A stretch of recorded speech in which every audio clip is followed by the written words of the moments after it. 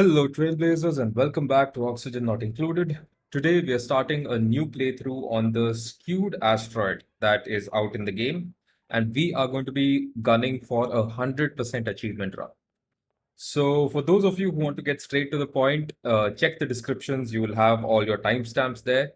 But for the rest of you, this is my first serious foray into video making. So obviously, I would really appreciate any feedback you have, any constructive inputs that you might be able to give me. I operate with very little free time, so I'm trying to make these videos in a style that is as raw and unedited as possible. That would allow me to put out more videos out there. So I'm hoping that works out for all of us. But if you think this is a little too raw and not really enjoyable to watch, please be open about that, and we'll see what we can do. Before we get into the actual game, I would like to take some time and go through the mods that we'll be working with. We are not going to be using anything game changing, just a few quality of life mods that you can use if you like. And even if you don't, it's not really going to make any difference to your gameplay. So that's just putting that out there. After we've gone through the mods, we will select the asteroid, select our duplicants, and get started. During this playthrough, I will not just be playing, but I will be taking you through the strategy that I will be following. I'll be talking through what my short-term goals would be, and I will be taking you along my planning steps as well. So this is something you could follow along in your own games if you like, or at least take the aspects of it that make sense to you. With that out of the way, let's quickly go through the mods that we'll be using.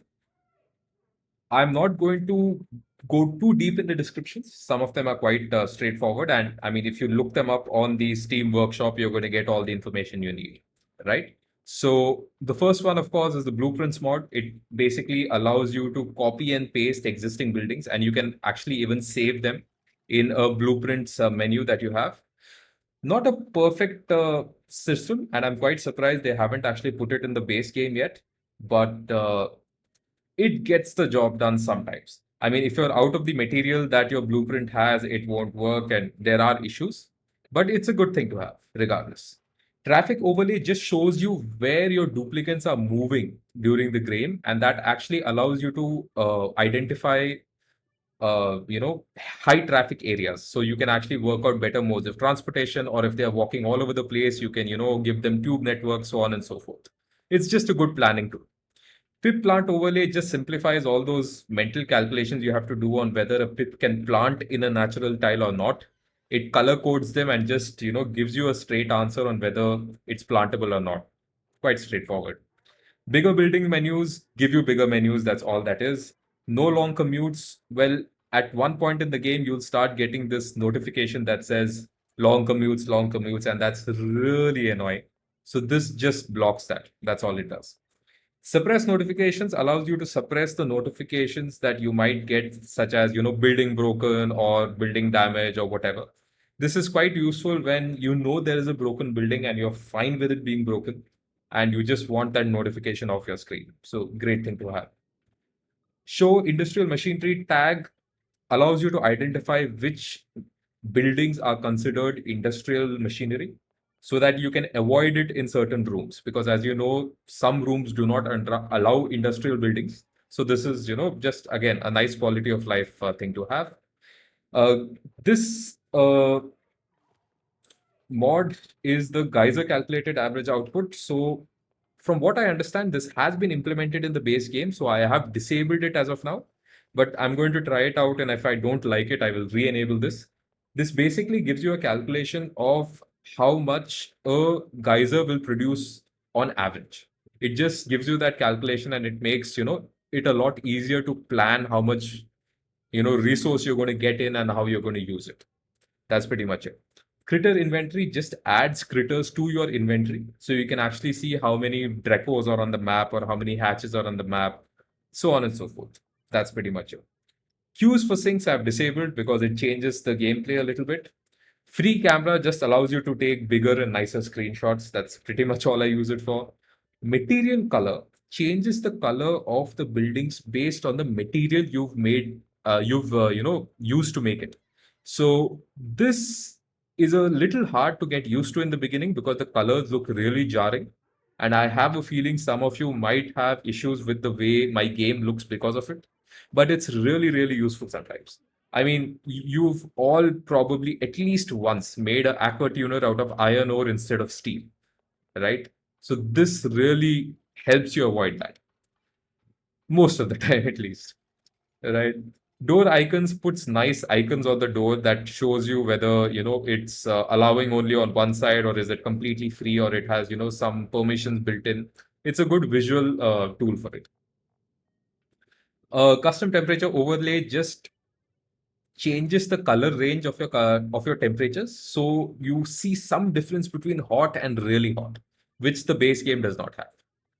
Pliers fixed. Well, the base game does have a plier tool now, but frankly, it sucks. So I still like using the mod. You don't have to. Space POI additional info. Well, gives you additional info on space POIs. Quite self-explanatory, and this is not something we'll be using for the first few hundred cycles. Mod updater updates your mods. Doesn't do anything. Rocketry expanded. Now this mod has a bunch of features, but I use it only to increase the number of rockets you can build. Now, in a typical game of Spaced Out, you cannot build more than 16 rockets. I like to build at least 30, right? So that's where I use the Rocketry Expanded mod. I disable all its other features and just use it to increase the number of rockets we can build. I'm not using it right now because I don't need it, but I will enable this later in the game. And again, you don't have to, but the only difference would be you will not be able to build as many rockets as I will. That's pretty much it. Better info cards just compresses the info cards that all materials have. Again, it's a very visual thing, doesn't make any difference to the gameplay. So that's the mods we're using. And with that, let's actually start a new game. Obviously, survival. So here now we have a third tab called the lab, and that is where the skewed asteroid is.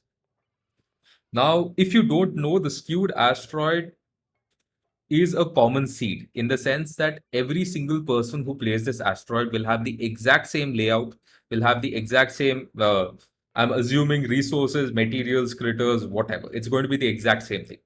So this is probably a good time to mention that this video is technically a spoiler, right? If you want to play this map on your own and you don't want the geyser locations or the layout to be spoiled for you, maybe give this video a skip and come back to it later after you've had some time to play around with it. But if you're not worried about that, you can just jump into it right away. We will be playing with all 4 story traits. Full disclosure, I have never played with story traits before, but I have read up on them. They seem pretty straightforward. So let's see how that goes. All right, let's start.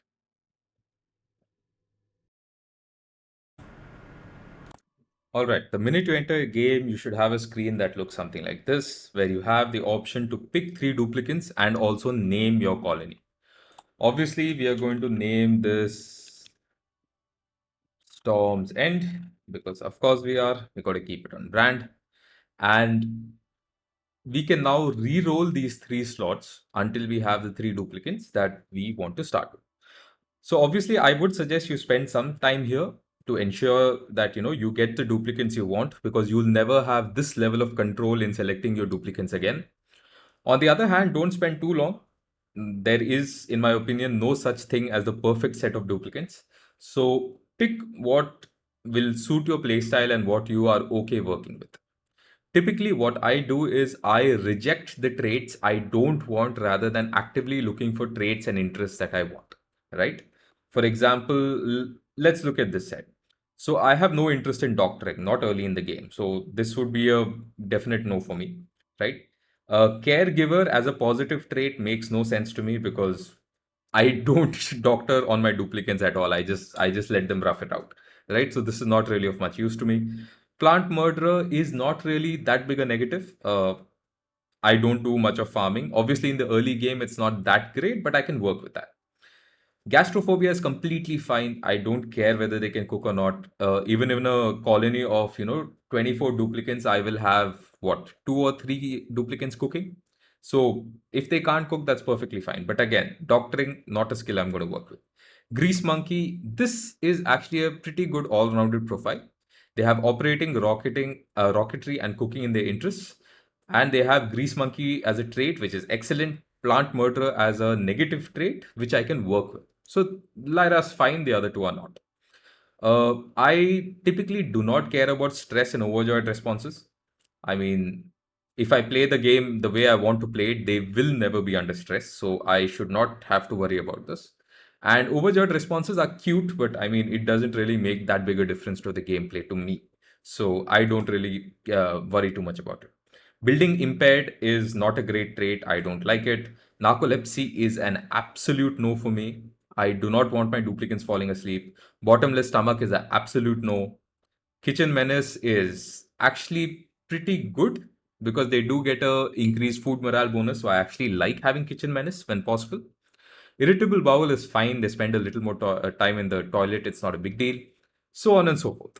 So in your mind, or maybe even put it on paper, just think of what traits you're okay with, what traits you would like to have, what traits you definitely do not want. And I say traits, but I mean traits and interests. They are both counted here. The main difference between a trait and an interest is, for example, this trait of Grease Monkey gives you +3 machinery. They already have operating with a +2 machinery. Now, the difference between a trait and an interest is the interest is basically it only adds to the starting skill points of the duplicates. For example, Lyra in this case, I believe, will have a +5 in total because they have +3 from Grease Monkey, +2 from operating. The maximum a duplicant can get is 20. But if they have a trait that gives them a positive, it goes beyond that 20. What I mean to say is if they only had a +2 in operating from their interests, they would start with +2 and end with +20. They would never go beyond that. But because they have Grease Monkey, they can actually go all the way up to 23, right? So that is basically the only difference. So this trait only makes real sense like way late into the game. And frankly, the later you get into the game, the less these traits and skills and whatnot really matter. So that's the reason I say don't worry too much about it. Look for what you want in the early game, and the rest will take care of itself. So I'm going to take a couple of minutes, select a few duplicants that I want, and then I'll get back to you. So this set is what I would describe as well-rounded but not particularly extraordinary duplicants, right? Otto is our dedicated rancher. They have +7, +3, so that's a +10 to start with, which is great. Bubbles has digging and building with a trait for operating, and Nails has digging and operating with a trait for building. So two good, well-rounded duplicants as well. Their negative traits are not a big deal and nothing really special about them, but I think this is a really good set to start with. Another thing I do like to do is I like to name my duplicants so that I understand how I can use them, right? So Otto, I'll be adding an H, which stands for husbandry, so that I know that he is meant to be a rancher. Bubbles, I'm going to add a D, B, and a small O, which means that the trait is operating but not the interest. Digging, building, operating. I think that's pretty straightforward. Nails, I will call them a D, O, and a small b, right?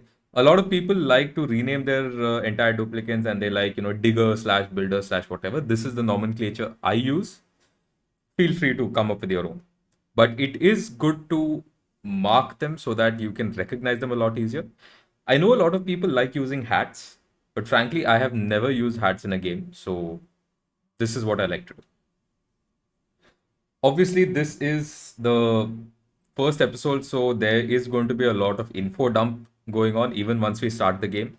Do bear with me. This is not something we are going to continue as we go into the playthrough.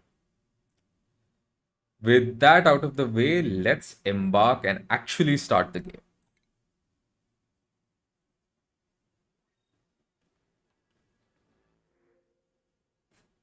Cute. So, by the animation itself, I can tell the direction in which the asteroid has been skewed. So the oil should be on the left side, space should be on the right, and then we have the top and bottom. I'm still not quite sure how space is going to be handled. I haven't looked at any of those videos yet, but I think it's going to be interesting.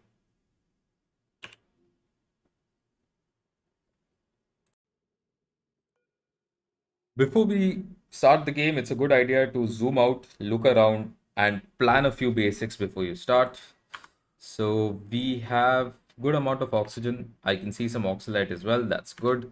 We have good temps as well. I can see enough water around as well. So I think this is going to be a pretty standard early game at least. And the flip aspect is not really going to affect it that much. We obviously need to keep the goals in mind, and our goals are quite clear in the sense that we have to hit all the achievements. For the most part, that's not a problem, but there are some achievements which required you to not do certain things rather than do certain things. What I mean, for example, is the locavore achievement, where it forbids you from planting any trees or any plants that give you food. So early game food is a problem, right? And as a sister achievement, you have carnivore, which requires you to consume 400,000 calories before the 100th cycle. So the main concern here is that in my experience, it takes almost 25 cycles to set up ranches and another 25 cycles to really get them up and running, which means for all practical purposes, I would have 50 cycles to consume 400,000 calories, which means I need 8 duplicants to do that. So I need to take in enough duplicants to complete the carnivore achievement, but I don't want to take too many so that they don't starve because I'm not able to plant any seeds. On top of that, super sustainable is going to be a challenge because not having energy in the early game really hampers your gameplay. And this doesn't allow you to really build any energy sources. If I get lucky, I will have some sort of hydrogen geyser nearby. But even if I do get it, I really won't be able to tap into it for a while. So I will have to rely very, very heavily on manual generators, which only produce 400 watts, per generator. So I'm still not very sure how I am going to tackle the sustainable achievement. Obviously, I'll get it, but I don't want it to hamper my game speed too much because I do like to play at a fast pace. So this is going to be an interesting challenge. The others are fine. You just need to do something, and when the time comes, we'll do it. It's not really a problem. Next, let's look at schedule.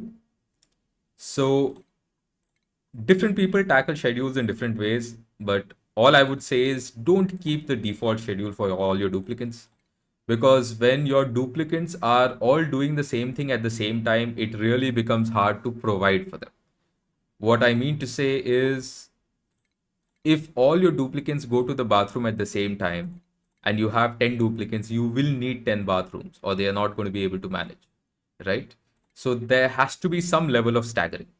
Now, a lot of people like putting their duplicants in shifts so that, they do everything in certain shifts. What I like to do is I like to have every single duplicant on their own time slot. This might seem a little extreme, but I found this to be really, really useful, especially because I typically tend to aim for 24 duplicants. So there are 24 slots, so it works out perfectly. And with such a setup, 24 duplicants can actually use one bathroom and be perfectly fine. I always build two because sometimes they come a little late because of their schedule and so on and so forth. So two bathrooms are good to have. But even with 24 duplicants, you will never need more than two bathrooms if you have every duplicant on their own shift. You can have a single recreational building or two, one as a factor of safety, and the same duplicants will use the same buildings and there will be no clashes, no one will miss anything out. So it is really useful to mess with your schedules and see what works best for you. Priorities on the other hand are a different thing. In priorities, unless you really want something or if you really know what you're doing, just leave it blank because messed up priorities will really hamper your game. So if you don't know what you're doing, if you're not sure, just leave it at default. The one thing I would suggest is enable proximity. And it says this is good for the late game, but I like having it on all the time. So that is just that. And I'm not going to mess with the priorities right now, but I will do that as the game progresses. Finally, let's look at disinfection. So this game has a germ mechanic, which I think is a bit pointless because the germs really don't do much unless you're talking about zombie sports. That's the big one. What duplicants tend to do is every time a building has germs on it, they go around disinfecting it, and this is a complete waste of time, in my opinion. If your duplicants get sick, let them get sick. Like, it's nothing's gonna happen. So what I like to do is I like to disinfect. I mean, I like to deselect it from the start. I don't want my duplicants wasting time they're disinfecting stuff. If they get sick, let them get sick. It's fine, right? So with all that, I think we are finally ready to start the planning. What are we going to build where? So I like working with a central spine. So I'm going to have a ladder system that goes something like this. The advantage of a ladder system is it allows your duplicants to, go to the various buildings faster. It's streamlined. And in such a position, I can actually include these plants here as part of the ladder system and actually turn it into a nature reserve, which gives us a good amount of morale later in the game. So, that's a good way to do it. What I like to do is I like to create my duplicant rooms, such as, my bedrooms, my bathrooms, my mess hall. Like, I don't know where exactly I'm going to put what, but I'll put them all on this side. And my printing pod is where I like to make my ranches. So I'm going to make like maybe 3 ranches here. Again, I think they'll probably extend to somewhere here, but I'm not worried about the actual dimensions. I'm just planning out the layout. Now, I typically make my printing pod the part of my ranch and I put my researching buildings next to it. The reason I put research buildings next to it is that the printing pod is a source of light, and light increases your research speed. So this is the optimal place to put your basic and advanced research. Now we actually have a new building called a laboratory, which gives a further research bonus. So this time, instead of turning my printing pod into a ranch, I'm actually going to just turn it into a lab. I think it's a much smaller room, so it'll just come to around this much. And I'll probably like stack my ranches on top or on the bottom or something. We'll figure it out. Basically, duplicant rooms on the left, the ranches on the right, and this is going to be my core base. So a lot of people like building very standard, right? They'll have standard rooms of 4 height and I don't know 20 width or whatever that is.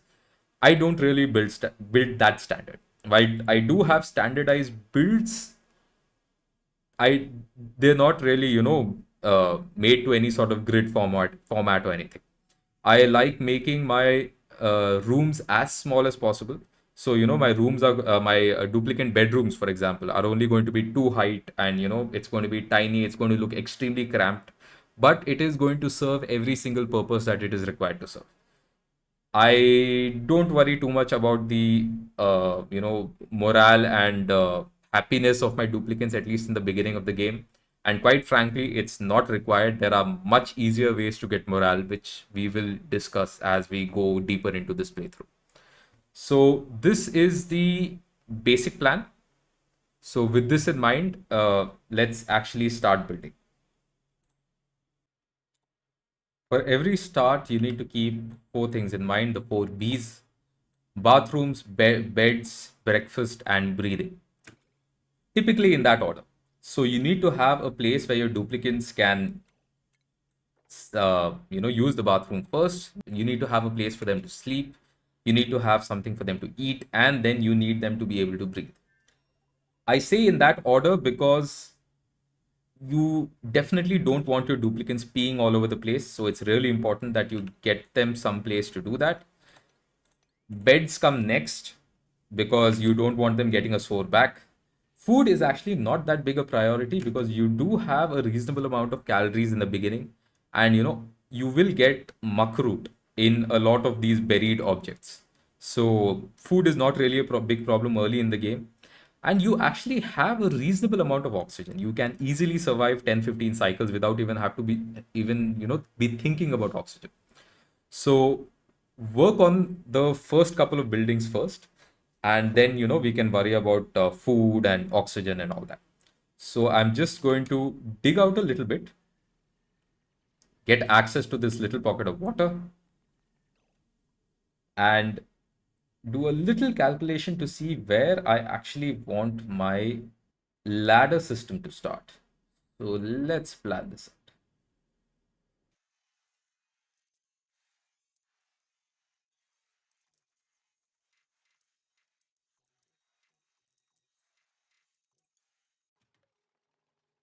Okay, we are still in our first cycle, and we actually have the two rooms set up.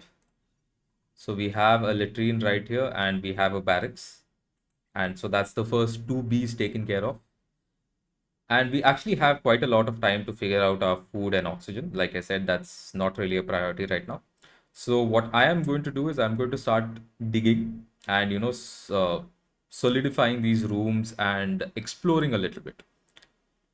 One more thing I'm going to be doing is you have this button right here called harvest. I'm going to select auto harvest for every single food plant that I see around me. The actually even the non-food ones. The reason being I'm living off the land right now. So if I'm able to harvest anything, I should be able to harvest it.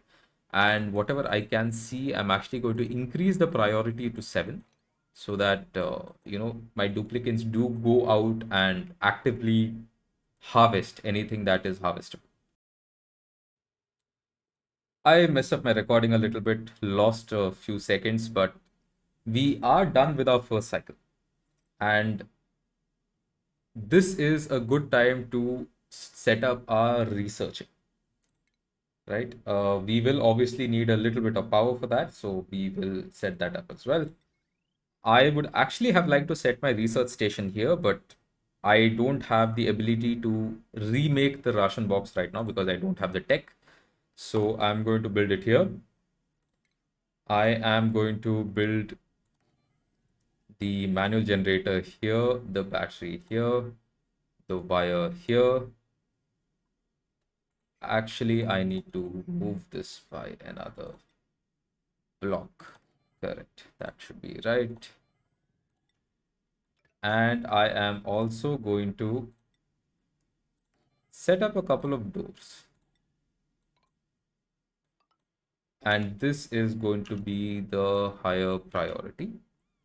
So let's set this up. So with this room should become a lab, and we should be able to start researching. Now, which duplicant is going to do my researching? I think this is a good time to discuss that. I would like Auto to start because I do want to get his research points a bit up. The more research you have, the faster you pick up skills. And it's also a good way to increase your skill points. And I will need those skill points to level him up and get him to become a critter rancher. In fact, this is usually the sticking point when you're creating ranches because you may have the infrastructure available, but if you don't have the skill, you really can't do anything.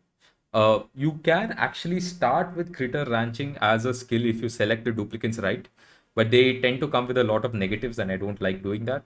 So I'm just going to do it the old-fashioned way. So I'm going to give Auto H the priority on researching in the hopes that I'm able to get them to become a rancher faster. So I'm going to give them the highest priority on researching, and I am going to disallow researching for the other two. So the other two will not touch the researching task, and only Auto is going to do that. So that should be good. Okay. So what do we research? Like I said, my priority is ranching, so I do need to go here at some point. But to make a ranch, you actually need a couple of other things. which might look a little weird on face value, but trust me here. Again, if you've seen any of my previous guides, which I have made on Reddit or Steam guides, you should know exactly where I'm going with this. But for the rest of you, I think this would be an interesting exercise. So I'm actually going to start with, hmm,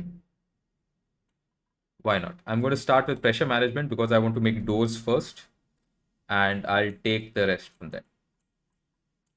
Actually, no, I'm going to go with meal preparation because I want to give them a kitchen first, and then we'll do the rest.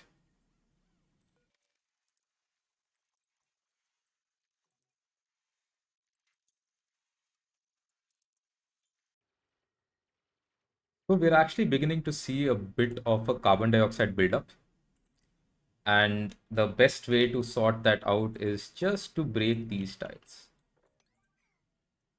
This will actually, so carbon dioxide is heavier than oxygen. So the minute you break this, all the carbon dioxide will actually seep in here and the oxygen is going to come up here. We are actually going to turn this entire place into a major carbon dioxide pit.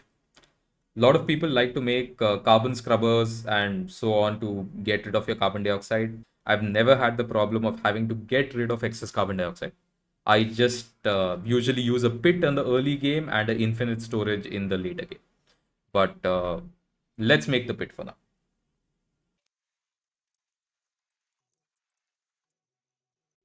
So right now, this room is not a lab yet because we only have one science building, but that will change soon enough. I'm now going to go for the second science building, which is advanced science, which gives me the supercomputer because I already have the planter box. So perfect. Let's go for this.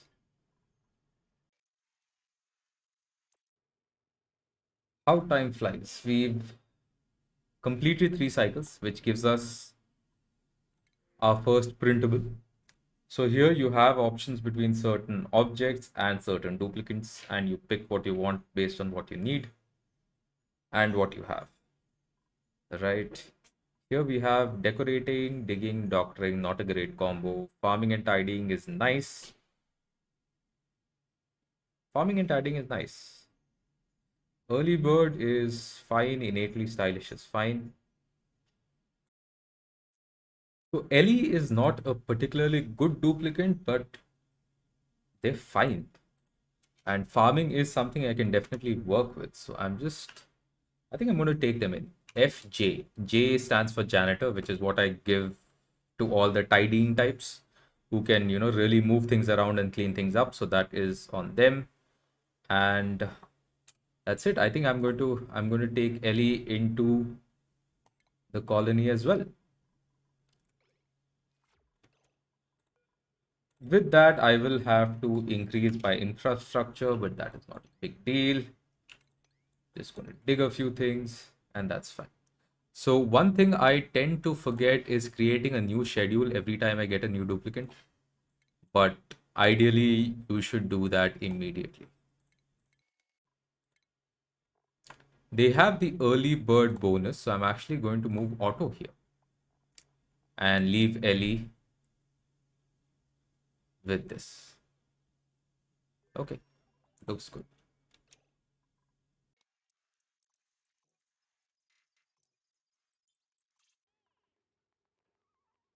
Looks like my duplicant speed a little.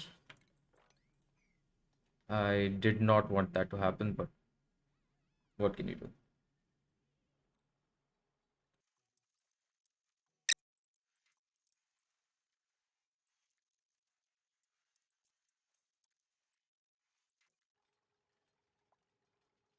We apparently have some colony achievements, so we should probably take a look at those. Bed and bath. That's nice, but again, a very basic achievement, so that's not really a big deal. Anyway, so you are going to get these notifications that says no oxygen generation and food source and all that. I mean, just ignore them. You have your overlays to see how much oxygen you actually have, and you have enough. You know how much food you have. Those warnings are usually not accurate.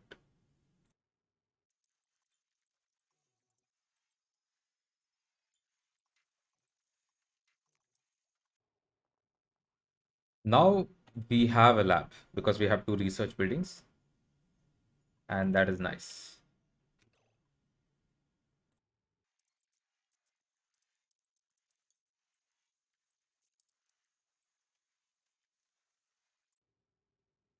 One thing you do have to remember is that duplicants are idiots and they tend to get themselves stuck in all sorts of dumb places, like bubbles right here. So take care of them or they will die.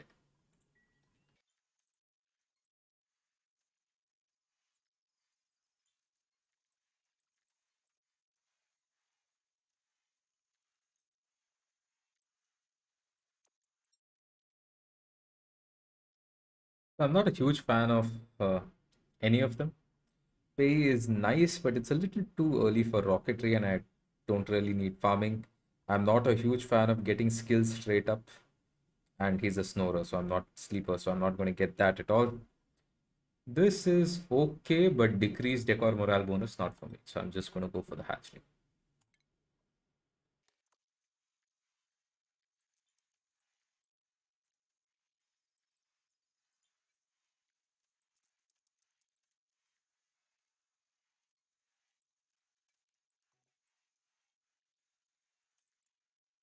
I'll need to make some refined metal, so brute force refinement is something I will need, so I'm going to go for that.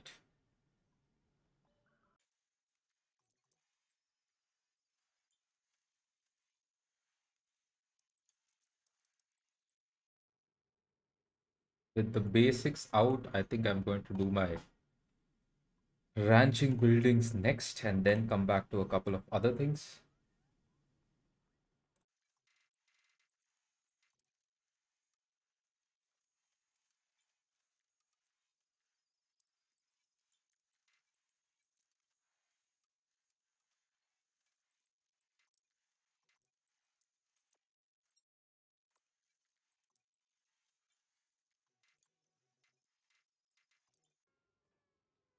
We have another colony achievement. It's not raw. Okay, that's because we ate the omelet, so I guess that's fine. And yeah, we now have a rock crusher that we'll use to create some copper, which we are going to use for some basic automation we put into our ranches. Again, if you've seen any of my guides, this is the same thing I do every single time. But yeah, for the rest of you, here it is.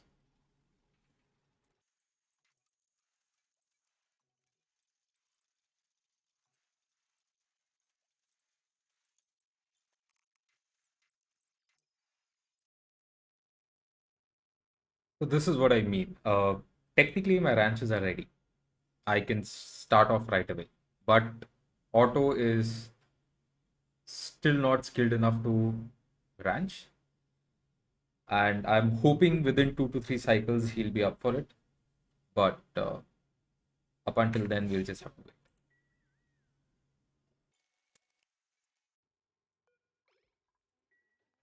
Right now, we are at cycle 11 and we've made pretty good time. I think we can probably close this video around cycle 15. I think that would be a good place to end it. And like I said, you can survive quite a few cycles without oxygen. It's been 10 cycles and we still have enough, but we are starting to run into issues. If you look at the overlay, gas or rather carbon dioxide has actually started entering the first layer. And there is actually a reasonable amount of CO2 buildup. So I think now is a really good time to put in some oxygen diffusers. I'm going to put one here. I am probably going to put one right here, maybe one here, and I think that should be enough. So these diffusers, I'm sure you know, take in algae and give out oxygen, which is a pretty good deal. While these aren't usable throughout the game, and at some point we will have to use water for oxygen generation, for now this is all we need. So I'm just going to increase the priority.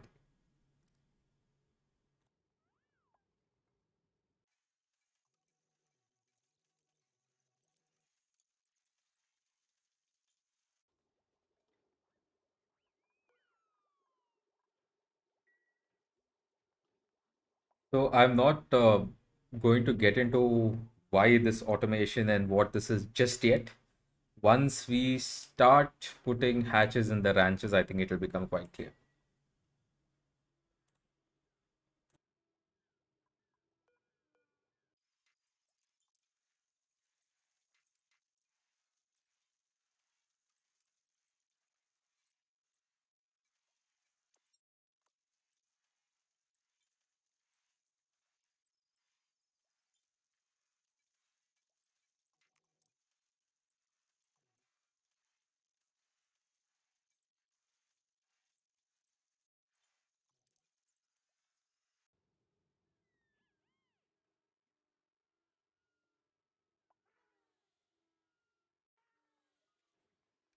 We are running out of power on a regular basis, but that's not really a problem. Nothing is really reliant on that power. We don't need these diffusers to be running all the time. But I am researching to build bigger batteries. So I will put a couple of big batteries here and then we'll be fine.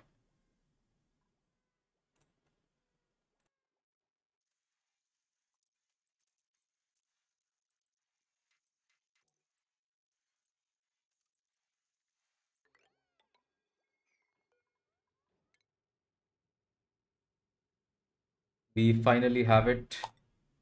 Auto has ranching at cycle 14, which is not bad. But with that, we need to immediately start picking up our hatches. So the easiest ways to wrangle hatches is just take the wrangle tool and lasso it all over the place. If there are any hatches or anything that is, wrangleable, it'll automatically get picked up. And that is it. On the priority side, I am going to give auto the highest priority for ranching, and the others actually let it be normal.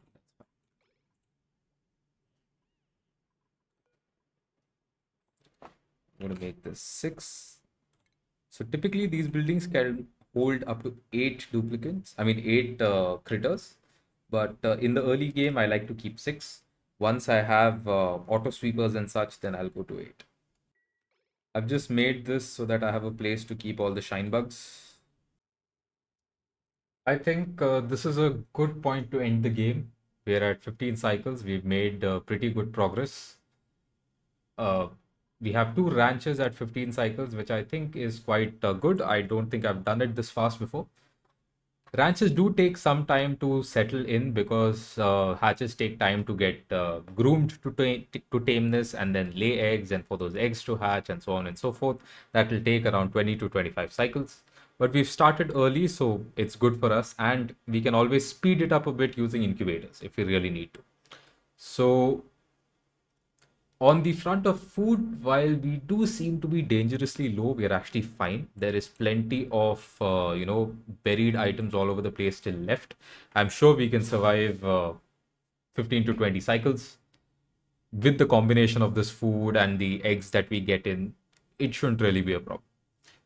Research wise, we've basically only researched what we needed, but we were never in a situation where the research impeded what we wanted to do.